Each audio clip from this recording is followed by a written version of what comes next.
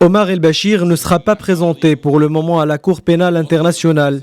Dans la nuit du mercredi, l'armée a préféré le garder dans une prison au nord de Khartoum. Là où se trouve à présent l'ex-président soudanais, un important déploiement de soldats et de groupes paramilitaires assiège le secteur. Dans la même nuit, 2 frères d'el-Bashir ont été arrêtés par l'armée. Ils sont considérés des symboles du régime renversé.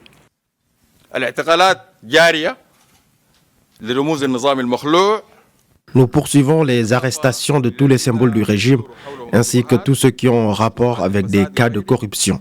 Les figures phares qui ont été arrêtées aujourd'hui sont les 2 frères du président déchu et corrompu, Abdallah et Abbas al-Bashir.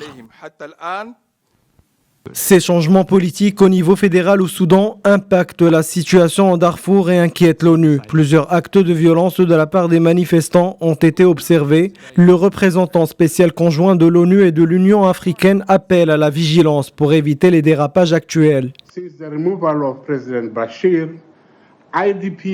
Depuis la chute d'Omar al-Bashir, des incidents criminels ont été commis dans les locaux des services nationaux de renseignement et de sécurité et du parti au pouvoir, ainsi que dans les maisons des dirigeants communautaires qui auraient collaboré avec le régime précédemment au pouvoir.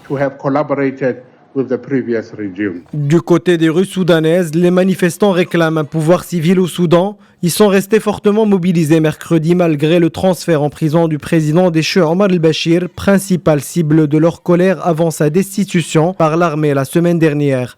Dans la capitale, des milliers de personnes sont toujours rassemblées pour le 12e jour consécutif devant le quartier général de l'armée, déclenché le 19 décembre pour protester contre le triplement du prix du pain en plein marasme économique. Les manifestations se sont rapidement transformées en contestation contre el-Bashir. Au moins 65 personnes sont mortes depuis le début de la contestation, selon un bilan officiel.